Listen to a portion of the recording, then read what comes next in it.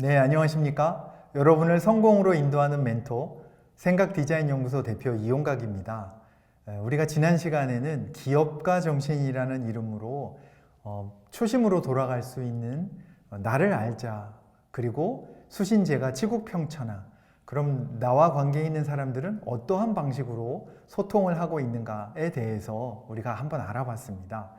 두 번째, 이 강에서는 우리가 하고 있는 비즈니스를 어떻게 상대방한테 알릴 것인가, 그리고 그들은 우리에게 무엇을 요구하고 있는가를 체계적으로 알아보는 그런 시간으로 보내려고 합니다.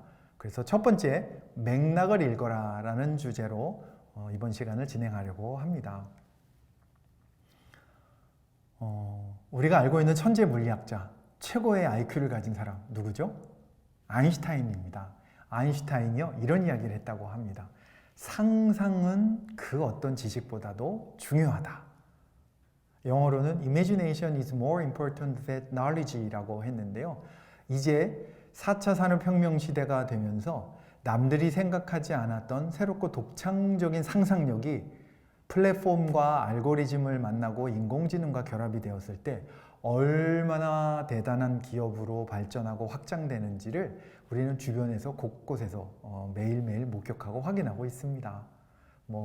굳이 어떤 특정 기업의 예를 들지 않더라도 공유 자동차라든지 배달 앱이라든지 아니면 숙박과 관련된 그런 어플리케이션이라든지 이렇게 다양한 사례를 우리가 찾아볼 수 있고요. 어쩌면 이런 것들이 누군가 그 창업자의 상상력으로부터 출발했다는 것은 어렵지 않게 짐작할 수 있을 것입니다. 결국 그들은 소비자가, 고객이 어떠한 것에 대한 불편함과 불만과 문제점을 가지고 있는지를 아주 정확하게 짚어내고 그것들을 비즈니스로 연결한 경우라고 할 수 있겠죠. 그래서 이제 우리가 관심을 가져야 될 것은 그들이 왜 그렇게 하느냐라는 맥락을 읽어내자는 것입니다. 그래서 모든 의문의 정답은 바로 이 맥락 속에 있다는 것이죠. 근데 소비자들은요, 우리에게 이렇습니다라고 솔직하게 돌직구로 알려주지 않습니다. 그저 그들은 우리와의 구매를 중단하는 것이고요. 우리에게의 방문을 더 이상 하지 않는 것으로 답변을 해주는 거죠. 그래서 우리가 맥락을 알게 되는 것은 굉장히 중요합니다. 맥락이라는 것을 사전적인 의미로 찾아보면 이런 뜻이라고 합니다. 사건과 물건 따위가 서로 관련되어 이어져 있는 관계. 그러니까 모습은 같아도 의미가 다른 것, 이런 것을 우리가 맥락이라고 이야기하고 있죠. 화면에 써 있는 글자를 한번 읽어보시겠어요? 너무 쉽다고요? 네, 알파벳입니다. A, B, C. 맞게 읽으셨나요? 네. 그런데요, 제가 이렇게 한번 읽어보라고 말씀을 드릴게요. 세로로 읽어봐 주세요. 어떻게 읽으시겠어요? 당연히 이렇게 읽으셔야죠. 12, 13, 14. 가운데 있는 것은요, 아까 제가 가로로 읽어달라고 말씀을 드렸을 때와 하나도 변함이 없어요. 그런데 우리는 아까는 알파벳으로, 지금은 아라비아 숫자로 읽었다니까요. 이게 무슨 조화인가요? 바로 상황이, 여건이 이것을 어떻게 해석하느냐를 결정한다는 것입니다. 이것이 바로 맥락이라는 것이죠. 이렇게 맥락은 상황에 따라서, 조건에 따라서 굉장히 중요하고요, 달라질 수 있다는 것을 아셔야 합니다. 결국 맥락을 읽는다는 것은요, 우리에게 사업에 기회를 준다는 것과 마찬가지인 거죠. 비슷한 사례가 있어서 제가 소개해 드리려고 합니다. 한번 화면을 봐주세요. 맛있는 치킨이 앞에 이미지 사진으로 있고요. 위에 보니까 이런 말이 써 있어요. 오늘 밤은 치킨이다 라고 써 있고요. 닭다리 그림이 양쪽에 놓여져 있습니다. 어떤 참여를 촉진하는 그런 프로모션의 한 광고를 제가 여러분에게 보여드리는 건데요.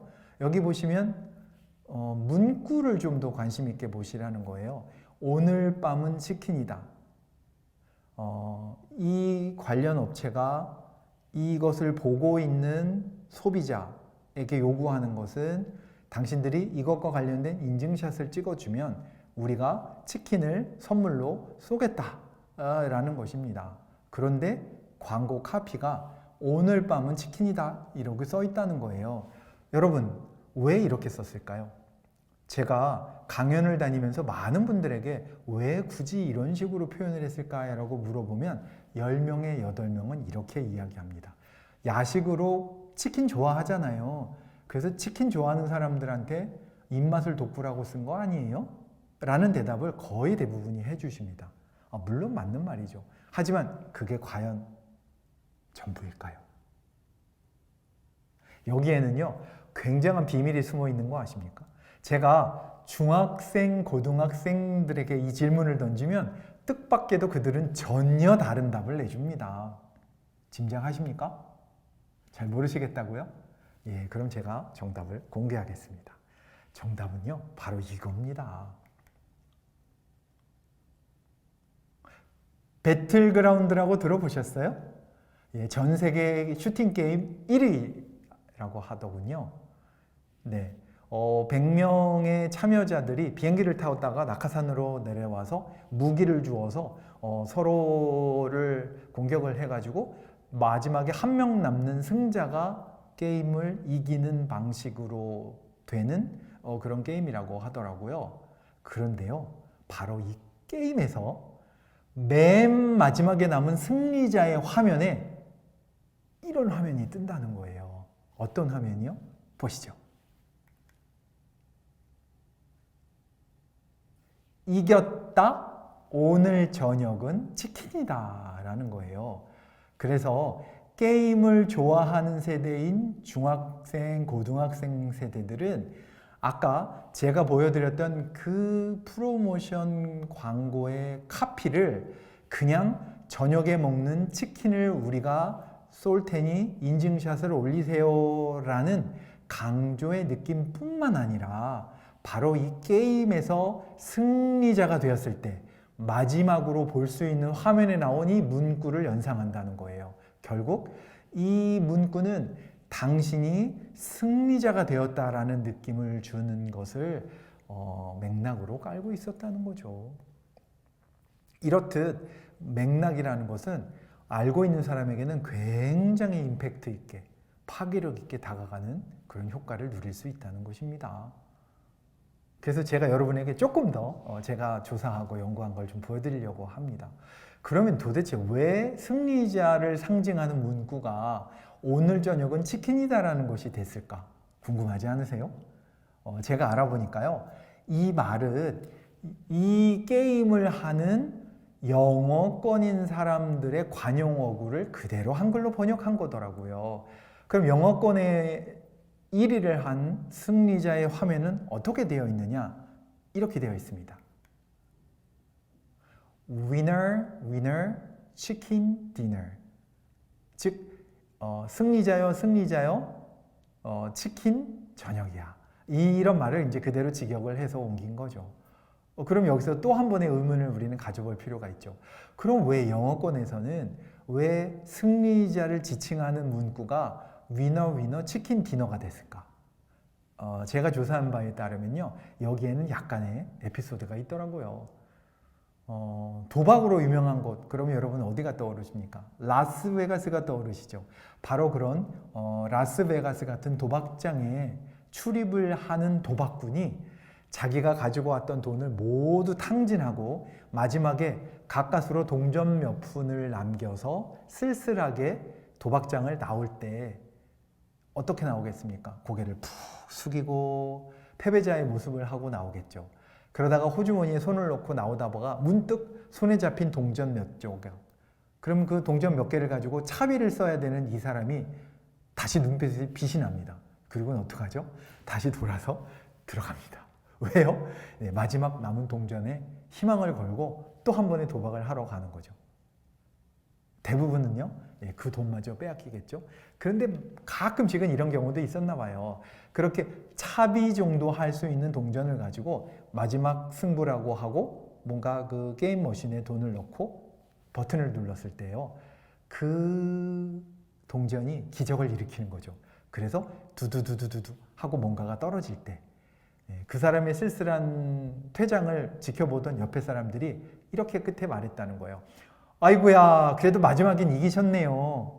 근데 너무 걸었던 판돈이 적으니까 사실 상금도 굉장히 적겠죠. 그 상금이요, 딱 요 정도였답니다. 그 도박장에서 제공하는 치킨이 포함된 한 끼 식사를 간신히 할 정도. 그래서 치킨이 들어가는 저녁 식사 값을 벌었군요. 이겼긴 이겼네요. 라는 식으로 조금은 칭찬하듯 약간은 좀 비아냥거리듯 이렇게 했던 말이라고 합니다. 그런데 이 말이 언제부턴가 승리자를 칭찬하는 말이 된 거죠. 그래서 위너 치킨 디너라는 말이 생겼고요. 이게 우리말로는 오늘 밤은 치킨이다라는 말로 번역이 된 거였던 거예요. 근데 재미난 거는요, 이 게임을 만든 회사가 아주 머리가 좋은가 봐요. 일본어권의 이 게임을 이용하는 유저들에게는 어떻게 쓰이냐 하고 제가 또 봤더니요, 놀랍게도 그들은 치킨이 아니었어요. 일본말로 이겼다는 돈가스다, 가스다라는 말을 쓴대요. 그래서 일본어 화면에서는요, 가스다, 유고항과 돈가스다 해가지고요, 치킨이 아니라 돈가스라는 말맛을 살려서 쓰더라고요. 야, 그래서 이 사람들 센스 있네, 이런 생각을 제가 했었고요. 중국말로는 그럼 어떻게 돼 있어? 라고 봤더니 중국말에서도요, 우리가 뭐 라조기, 유린기 이런 기라는 이름이 닭게자를 뜻한데요. 그래서 여기서도 역시 치킨을 저녁 식사로 올렸고요. 또 독일어를 쓰는 유럽권에서도 역시나 치킨을 쓰는 걸 확인할 수 있었습니다. 이렇게 맥락을 알게 되면 이것이 왜 쓰였는지를 알 수가 있는 것이고요. 결국 젊은 세대들에게는 치킨이라는 것은 영어의 은어로 쓰이는 겁장이, 초보 이런 말이 아니라 승리와 성공을 뜻하는 단어로 화려한 변신을 했다는 걸 알 수 있는 거죠. 심지어는요, 이 배틀그라운드의 승리자들에게 메달 대신 프라이팬을 줍니다. 이것 또한 게임 속에 프라이팬이라는 아이템이 글쎄 방탄을 할 수 있는 아이템이라고 하네요. 그래서 이거를 이렇게 메달로 주는 대신 상패로 주기도 한답니다. 이것 또한 맥락을 이용한 재치 있는 주최 측의 센스인 거죠. 우리의 민속화에서도요, 우리가 이렇게 맥락을 이용하면 아주 멋들어진 작품을 우리가 이해할 수 있습니다. 화면에 나오는 작품은요, 신윤복 화가의 서당이라는 민속화인데요. 한번 화면을 보시죠. 예전에 한번 보셨다고요? 당연히 보셨어야 됩니다. 미술 교과서에 나오니까요. 잘 보시면 가운데에 서당의 아이가 울고 있죠. 울고 있고 스승님 등 돌아서 앉아 있고 밑으로는 한 4-5명의 아이들이 웃으면서 바라보고 있고요. 위쪽으로는 3명의 친구들이 그 울고 있는 동료를 바라보고 있는 모습이 보입니다. 그리고 서당님, 훈장님의 표정은 뭔가가 떨뜨름한 표정이라는 걸 직감적으로 알 수 있습니다. 그런데요, 여러분 조금만 관심 있게 지켜보시면 더 많은 정보가 이 그림 속에 숨어 있는 걸 아실 수 있을 거예요. 왜 울고 있을까요? 보아하니 훈장님이 뭔가 과제를 주셨는데 이 과제를 못 풀었다라는 걸 직감하실 수 있어야 됩니다. 그렇죠? 그리고 한 손으로는 눈물을 훔치면서 다른 한 손으로는 발목에 있는 데님을 풀고 있는 걸 보셔야 돼요. 옛날 한복은요, 발목에 옷이 너풀거리는 걸 막으려고 데님이라는 걸 묶었습니다. 이 묶은 걸 푸는 이유는 뭘까요? 바로 종아리 걷어라 하는 것입니다. 종아리 걷어라는 어떻게 알 수 있을까요? 훈장님 왼쪽에 보면요, 가느다란 회초리가 있는 걸 보실 수 있을 거예요. 즉, 이 친구가 훈장님이 낸 과제를 못해서 벌로 지금 종아리를 걷고 맞을 찰나에 있다는 걸 상징하는 거죠. 그래서 이 친구는 지금 종아리 걷어서 매를 맞는 게 싫어서 슬퍼서 울랑울랑 하는 것이고요. 결국 어쩔 수 없이 종아리를 거두려고 하는 겁니다. 자, 그런데 말입니다. 화면 왼쪽을 잘 보시면요, 맨 앞에 있는 친구의 책이 그 친구의 눈에 보여질 위치에 놓여 있는 걸 볼 수 있고요. 눈물을 훔치는 그 지금 혼나는 친구의 눈길이 그 친구의 책을 향하고 있는 걸 보실 수 있을 거예요. 그쵸? 요즘 말로 뭘 하고 있는 거죠? 컨닝을 하고 있는 거예요. 근데 잘 안 보이나 봐요. 그래서 그 뒤에 있는 친구가 어떻게 해줍니까? 한번 보세요. 책장을요, 손으로 살짝 들어서 보여주고 있습니다. 눈치채셨나요? 그런데 이 바보 같은 친구가 그걸 못 보고 있어요. 그러니까 세 번째 친구가 어떻게 하고 있습니까? 입을 손으로 살짝 가리고요. 뭔가 귓속말을 하는 듯한 표정을 짓고 있습니다. 그리고 이 귓속말을 하고 있는 친구의 소리를 훈장님이 들으신 거예요. 그래서 훈장님의 눈길이 바로 그 귓속말을 하듯이 코에 손이 가 있는 친구를 향하고 있는 거죠. 그리고 표정은 이놈 한 바로 그런 표정을 짓고 있는 걸 보실 수 있을 겁니다. 이제 보이시나요? 네, 바로 이런 겁니다. 우리가 단순하게 뭔가 훈장님이 과제를 낸 거를 맞추지 못해서 혼나서 울고 있는 아이의 모습만을 그렸다고 생각했는데 사실은 그거보다 훨씬 많은 내용들이 이 작품 속에 들어있는 거죠. 맥락이란 바로 이런 것입니다. 이런 걸 읽어내는 힘, 이걸 한번 여러분의 비즈니스에도 적용을 해보십시오. 그러면 우리나라의 동양화 풍속화에만 있냐고요? 아닙니다. 서양화에서도요, 이런 것들은 너무나 많습니다. 미켈란젤로를 아십니까? 예, 미켈란젤로의 시스티나 성당의 천장 벽화에 있는 건데요. 바로 타락과 낙원에서의 추방이라는 아담과 이브의 에덴 동산에 추방하는 이야기를 이렇게 미술 작품으로 그린 것 그 안에서도요, 우리가 맥락을 읽을 수가 있습니다. 보시면 나무를 빙글빙글 또아리를 틀면서 올라가 있는 사람이 뱀이라는 걸 여러분은 직감적으로 아셔야 되고요. 예, 왼쪽과 오른쪽은 벌을 짓고 있는 아담과 이브, 그리고 하나님으로부터 죄에 대한 추궁을 당해서 그 결과로 에덴 동산을 떠나고 있는 아담과 이브가 상징적으로 연속 장면으로 보여주고 있다는 것을 여러분은 이해하실 수 있을 겁니다. 또한 1626년에 도메니키노라는 화가가 그린 또 다른 작품에서는요, 아담과 하와를 책망하는 신이라는 제목으로 미술 작품이 그려져 있는데요. 여기서 재미난 거는요, 등장하는 인물들의 손의 모습입니다. 한번 보세요. 위에 아이들로 둘러싸여져 있는 5명은 천사를 상징하고요. 이 천사들로 둘러싸여져 있는 분이 바로 하나님이라는 신이 됩니다.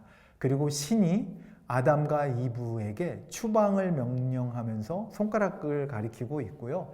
그러자 떠나라는 명령을 들었던 아담이 내가 잘못한 게 아니라는 그런 눈빛으로 오히려 누구를? 이브에게 손을 가리키고 있습니다.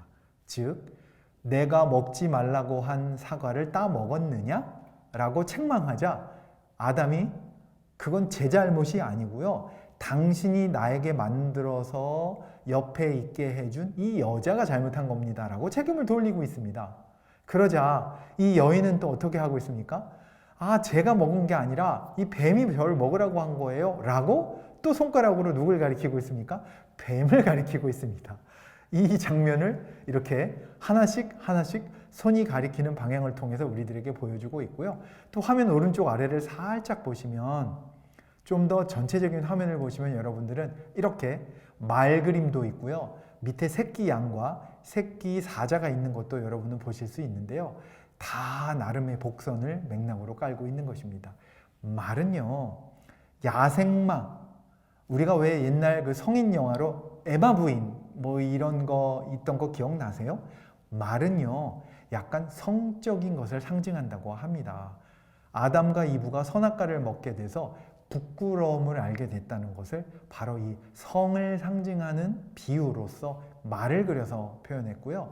또 새끼 양과 또 새끼 사자가 있는 것은 지금은 평화로운 공존을 이야기하지만 나중에 이들이 좀 더 커서 어른 양이 되고 어른 사자가 되었을 땐 먹고 먹히는 약육 강식의 세계가 되어버린다는 것을 상징적으로 보여주는 그런 맥락적 요소라고 합니다. 이렇게요, 우리가 볼 수 있는 미술 작품 속에서도요, 맥락은 곳곳에 숨어 있습니다. 우리가요, 이렇게 일상에서 우리가 느꼈었던 문제점들, 그리고 불편함들, 이런 것을 우리가 맥락으로 파악을 하고요. 여기에서 여러분들이 아이템을 찾으신다면 여러분은 이것을 기획 단계로 아이디어를 만들어내실 수 있고요. 이걸 멋들어진 기획서로 만드신다면 여러분은 창업을 하실 수 있을 것이고요. 또 새로운 기업을 또 만드실 수 있는 그런 소상공인으로서의 출발을 하실 수가 있을 겁니다. 그래서 이런 맥락을 가지고 우리는 기획을 또 기획서 작성을 할 수 있을 것이고요. 이런 프로세스에 대해서도 제가 조금 더 추가적으로 말씀을 드리려고 합니다. 이렇게 여러분의 뭔가 아이디어가 떠오르셨다면 지금 말씀드렸던 이런 맥락적 분석을 통해서 컨셉을 잡으실 수 있고요. 관련된 자료를 수집하시고요. 시장을 조사하셔서 이걸 해결할 수 있는 방법을 세우시고 어떻게 전략적으로 진행할지를 계획을 세우시면 됩니다. 이게 기획 단계에서의 정리 단계라고 볼 수 있고요. 아무리 좋은 기획을 하셨더라도요. 이걸 누군가한테 프로포즈할 수 있는 기획서로 제공되지 않으면 남들과 소통할 수 없겠죠. 그래서 여기서 제일 중요한 건 바로 키워드입니다. 어떤 키워드를 설정할 건지, 어떤 제목을 잡을 건지, 목차는 어떻게, 본문은 어떻게, 그리고 이것을 뒷받침할 수 있는 보충 근거와 참고 자료는, 그리고 이거를 완벽하게 수정하고 퇴고하는 것은 어떻게 할 건지를 각각의 프로세스로 만드는 것이 필요할 겁니다. 신상품인 경우도 비슷합니다. 여러분들의 아이디어를 수집하시고요. 이거를 맥락적인 관점에서 심사를 하셔서 포기할 것은 과감하게 포기하시고 내가 잡고 갈 것은 분명하게 잡고 가실 수가 있어야 될 겁니다. 이렇게 해서 시제품을 만들어서 테스트를 하시고요. 어떻게 마케팅적으로 전략을 할 것인지를 고민하셔야 됩니다.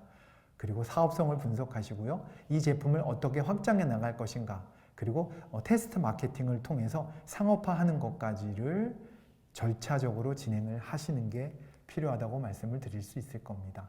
그래서 7단계 프로세스를 아까처럼 의문사를 활용해서 할 수 있습니다. 첫 번째는요. 누가 이것에 대한 문제를 가지고 있어? 바로 whom이고요. 그들이 무엇의 문제를 가지고 있어? why를 찾으시고요. 그래서 어쩌라고? so what? 그리고 why so? 그래서 문제는 뭔데? 라는 것이고요. 그 다음은요. 그렇다면 우리가 이거를 했을 때 왜 우리 걸 써야 돼? 라는 부분을 강점으로 내세울 수 있어야 되고요. how to? 이걸 우리가 어떻게 진행을 할 거지? 그리고 이것이 된다면 우리는 무엇을 얻을 수 있지? 이런 의문사들을 통해서 기획의 7단계를 절차적으로 풀어가는 것도 한 방법이 되실 수 있을 겁니다. 그리고 핵심 메시지는요. 세 글자를 기억해 주십시오. 바로 E, O, B라는 것입니다. E는요. 사례입니다. example이고요. O는 outline, 전반적인 얼개가 될 것이고요. B는 이걸 통해서 소비자는, 고객은, 그리고 이것을 제공하는 기업은 어떤 메리트가 있고 이점이 있는지를 확실하게 메시지로 내놓을 수 있어야 된다는 것입니다. 그리고 만다라트라는 이런 생각의 도구를 통해서도 우리의 생각을 확장할 수가 있습니다. 이 부분은 교재에 조금 더 자세히 알려드릴 것이고요. 또 여러분이 교재를 통해서 여러분이 관심을 갖는 그런 목표, 아이템, 그리고 기획에 대한 여러 가지 아이디어들을 확장하실 수 있을 것입니다. 또한 데이터 분석이라는 게 있는데요. 여기서는 far out이라는 단어를 가지고 크레이그 플라이셔가 기법으로 소개하고 있습니다. F는 future oriented라고 하는 미래 지향성이고요. accuracy는 정확성, resource efficiency라고 부르는 자원 효율성, 그리고 objective라고 부르는 객관성, useful이라고 부르는 유용성, 그리고 timely라고 부르는 시의 적절성, 이런 항목에 대한 것들을 각각의 척도를 향해서 이야기할 수 있는데요. 이것도 교재를 통해서 저희가 조금 더 나중에 상세하게 알려드릴 수 있을 것 같고요. 여러분들의 아이템이 정해지시면 그것에 대해서 조금 더 맞춤형으로 파악하실 수가 있을 것입니다.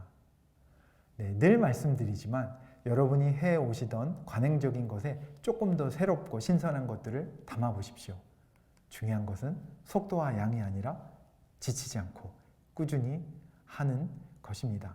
그래서 이번 시간에는요, 2강 맥락을 읽어라 라는 주제로 말씀을 드렸고요. 다음 시간에 계속해서 말씀을 드리도록 하겠습니다. 수고하셨습니다.